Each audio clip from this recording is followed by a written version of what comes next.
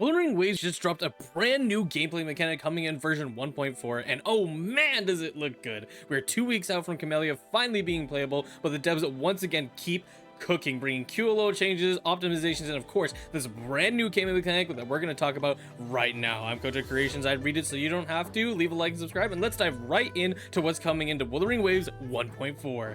Oh boy, this is going to be very exciting. Now, there's a bunch of the QLO changes below, but we're going to have a longer discussion on this segment right here. And of course, you can use all the timestamps below if you want to move to the part that you desire. But yes, here it is. New gameplay elements, the new combat mechanic, Dream Link. I'll read it out fully. Dream Link is a new combat mechanism that will be introduced in the main event of version 1.4. Dream Link enhances the synergy between your resonators, allowing them to unlock their true potential together. Okay, that's a lot of hearsay.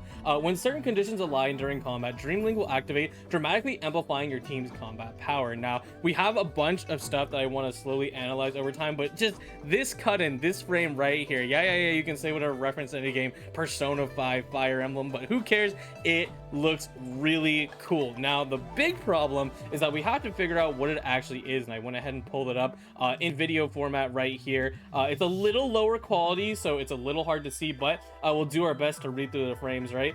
So of course we have our cool, awesome animation, and something happens to activate this thing, but then we have to see what actually happens in the combat. And the first thing we see is that Chang Li is casting out her skill, right? And then we also have Rover in the main on field, and we can also see that there was a symbol right here with Rover, so it means that whoever's in the middle, you probably select one character to be your centerpiece, is the person going to be attacking on field, right? Because we can see Rover just kind of yippity yapping, there he goes.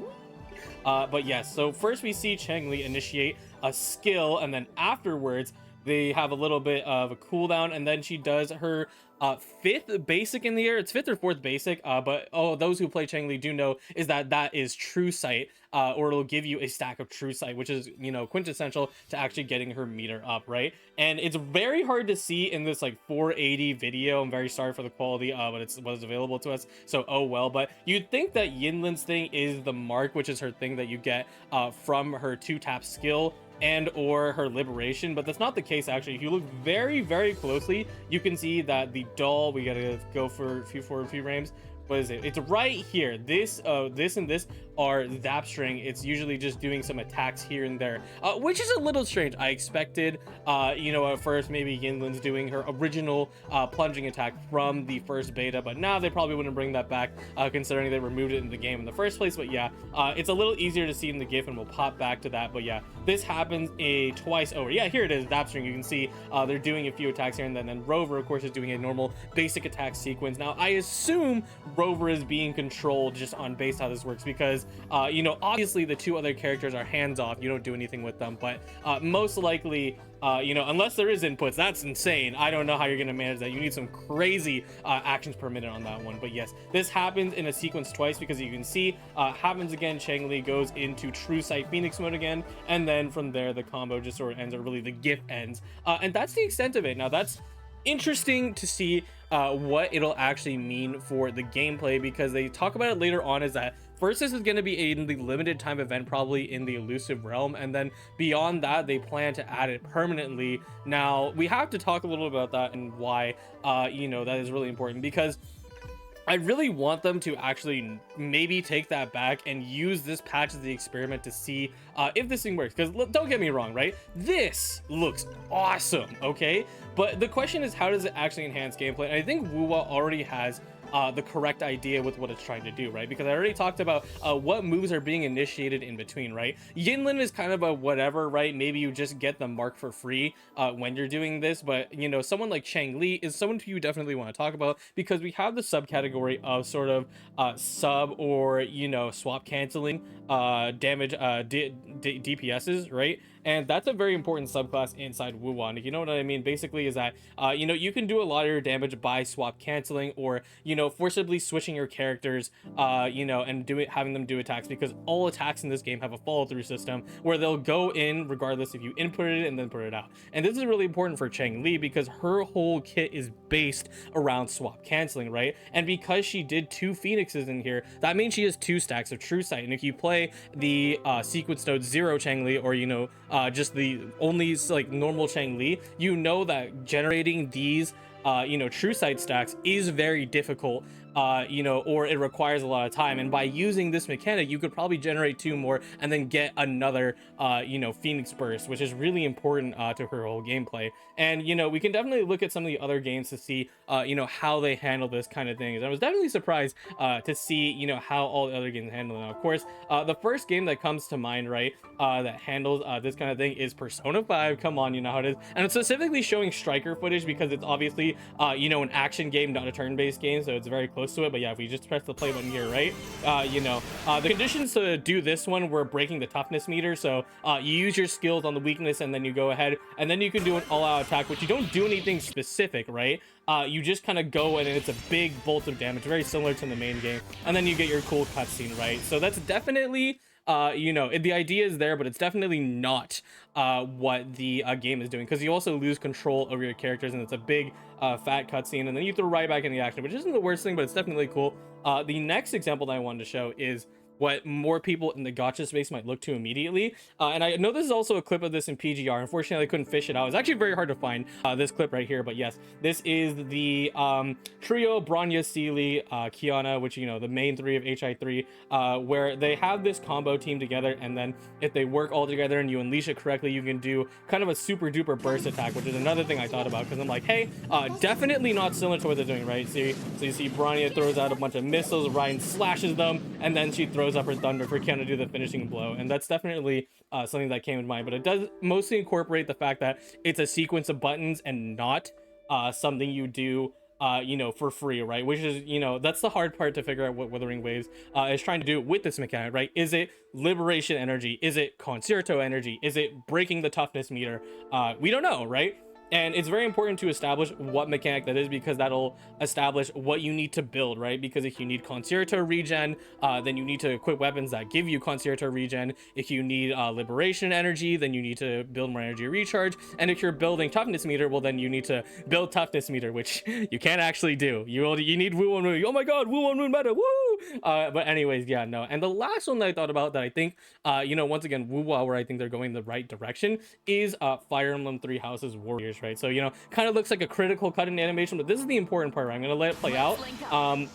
This is a hack and slash game, but the important part is that a lot of characters in this game have properties that come with their attacks. So if you attack in a certain way, you'll throw properties. So Byleth right here can always do magic attacks if you do the combo right. And the important part about Fire Emblem Three Houses Warriors is just in general, right, is that all the characters with this are able to trigger it with this super duper special attack. So Byleth now can set enemies on fire, and then they go for a light slash that doesn't actually do anything, and then Shez has no special ability, so lol, sucks to be you. But the important part is that the enemies are burning right now, so it's not showing properly in the footage, but this is a mechanic that's in that game. So, and I think that's about the closest that not Fire Emblem but Wuthering Waves has to this whole mechanic. But yeah, as they said, if I go ahead and scroll down right here, they're trying to plan to make this a possibly permanent idea, right? But I want them to experiment with it first and then see how it goes, right? Because if you add this thing, you have to being very careful about how you handle every single character's damage, right? Because this is basically just a damage pileup, right? You don't have to commit to any of the other characters, which is generally the drawback of sub DPSs, right? Especially when it comes to Yinlin, you need a little bit of setup before you actually get the things going. So it's important to make sure that you have those things lined up before any of that gets started. But regardless, looks super cool. Sorry, had to do a long discussion on it. It is very important, that this actually gets explored. And, because the devs listen, write in the feedback forums when this comes out in 2 weeks, say, hey, do you like this? Do you think this is okay? It's all about how this interacts with the game and whatnot. But yes, moving on to the next mechanic. This is something that's being experimented on right now, but it looks like Illusive Realm is probably getting an update, because hey, it's called Illusive Sprint. I wonder what game mode it's for. But yes, they're talking about how Lumi is going to have like this sort of fast-paced playstyle. Reminds me of Yao Yao and Genshin, and how I wish she ended up being, because she has a gimmick where she can deal damage after she uses her burst by sprinting, but she's so slow. And also because she uses a short character model, she's even slower because her sprint speed isn't that fast. But it seems to be Lumi here is able to do it super duper fast, get some run speed in her. But yes, this is what I'm talking about right here. There's an event in the game right now where essentially it's a combat event, but you need to explore a map and then take out enemies to gain buffs. And if you don't feel like getting those buffs, you can just go straight to the fight if you feel like it. And that's interesting, right? Because I think what they're trying to do is implement more moving around. There's also this idea inside already Elusive Realm that there are rocks that you need to break to get more stuff, because unlike Star Rail, where it's very obvious where the breakable object is, Wuwa puts them out of the way. So if you really want it, you need to go do a little bit of jumping and a little bit of searching around the map, right? But this one's also very similar to the current event right now, but you do have to fight the enemies. So this one looks like you can literally just knock them over, which is cool, right? So hey, maybe this is a cool mechanic if they want to make it more the map more fleshed out and not a straight hallway with red lines, which is boring. But yes, it's cool things. And we'll see, right? And this can stay permanently, because it's like, hey, we want to have sort of a more fun way to traverse the roguelike system and not just run in a straight line. Have a little fun with it, right? Anyway, new features and QLO. So this is very fun. I'm just gonna kind of chunk it together, but they're adding weapon skins, which may scare you, and it scares me, because weapon skins, I mean, I guess they're cool, right? For me, obviously, I care a lot more about character skins, but there is one thing in here that I definitely do like about the whole thing. And we can see right here, you can obtain these from the Illusive Realm. So, hey, go play the game, play the video game, but you get this cute little pink sword. That's cute, right? But the most important one is transparent weapon sets for free. And if you equip a transparent weapon for rectifiers and gauntlets, they will be completely invisible, and swords, broadblades, and pistols will be slightly transparent. Now, this is super interesting, because while it might not be your common complaint, as a player who, very much based on the action, doesn't take pictures, especially because, let's be honest, Wuthering Waves, photo system isn't the best. The cameras needs a lot of work before it gets there. But all these games do not have great camera systems except for Zenless. But anyways, it's really cool to be able to disable weapons, because weapons are part of the aesthetic, but sometimes they kind of ruin it, right? They're always floating on your back or something, or they just look a little odd. So this is going to allow it so that like characters like gauntlets and rectifiers who constantly have something attached to their fists or floating around their back get to have a little more aesthetic when they're playing the game. And especially because those two characters are designed in mind without needing you to have these sort of animations on, it's definitely good. And then these ones make sense because the characters actually have to hold them, so you can't actually make them fully invisible, so they have a compromise here, and it looks okay. I'm kind of iffy on it, but like I'm sure they'll make it look good when the camera is actually rolling, right? And that's the important part. So it's cute. I hope they don't paywall these. I think these are just cute little cosmetics. The invisible weapons being free is great for people who want to do camera stuff. So hey, cool thing. Don't know if I like care about it too much, but hey, if people like it, it's there. Have fun, right? Gaming experience optimization. So leveling, double rewards, step-by-step echo upgrades. To enhance your gaming experience, we'd like to introduce a bunch of levelings. So first up, you can now fast travel to any of the Tacet fields, which give you more echoes, aka your gear, artifacts, etc. Right? So this is good. For whatever reason you couldn't teleport to it, I don't know why. It's dumb, but they fixed it. Boom, whatever. It's great. You've also improved the results screen, so it's very clear what to do. All you had to have before was a click button to claim, and now it'll show you how much you want to do, and you can also do it 2 times instead of 1. And this is really nice because Tacet suppression takes a long time. You have at least 5 waves of enemies, and you have 250 stamina in this game, so you want to be able to just drain it quick if that's all you're farming for, right? So hey, that's great. Is this inside talent domains? I don't know, it doesn't say it, but it'd be nice, right? But at least it's nice, right? So last but not least, you can conveniently upgrade any echo to the exact level and unlock new substats. So yeah, this is the upgrade until available in Genshin Impact, HSR, and ZZZ. You can go up to 5, 10, 15, 20, 25, which will immediately give you the tunable version of the echo. And yes, you can do this, boom, boom, boom, and you can do both of these. It gives you a lot more customization to it, so just generally good feature. I was literally leveling up echo today. I'm like, god, this takes forever, but yes. Other interface optimization. So pop-up window, you get to see how much wave plate you have or stamina, which is great because this is a feature both in HSR and in not Genshin. Only HSR, but it's a good feature nonetheless because I like to log on and immediately figure out how much stamina I have, so that's great. Hey, let's also look at some of these. Whenever you log in, you will see a pop-up for this one right here. Slate information and resort actively optimized. Upon absorption, echo sonata effect category will be displayed along the main side substat, so that's super good.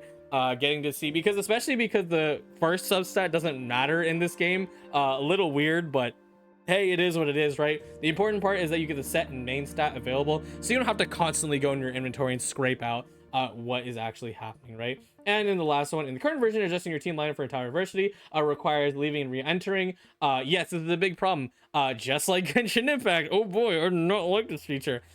When you enter the tower adversity and then you want to leave because you need to adjust your party, or you get salty and rage quit, it immediately kicks you out all the way to the screen. So to improve this, we've optimized the interface in the upcoming version, allowing all of you to view excuse me, woo, view and adjust your team directly within the tower, so you won't get immediately booted out. It's fixed, and that's nice, because I really hate it. I really hate that's in Genshin and also in this game. Apart from above, more realizations of the pipeline along with more gameplay elements and features, please stay tuned. Everything's a preview. Yeah, okay, cool. All right, so this is a pretty good update overall. I really like this, especially being able to do double. I hope this could be added to domains. Of course, it is important to make your players actually play the game, even if it's a repeated gameplay, right? Because that's how you test a lot of players who need to actually level up and realize, hey, your character skills are kind of low, because that's the whole point of dungeons, right? And all these little things is that it's trying to test a player and make sure, hey, your damage is a little low, you could probably clear these enemies a little faster. As much as it's tedious, you need to have some form of actually playing the game and not just skipping through everything, because again, this isn't the auto battle game like HSR, which is not a bad thing, right? But you need to have some form of doing this, and this is really good that you can at least do it ×2 for Tacet fields. We'll see where this goes in the future. Invisible weapons are cool.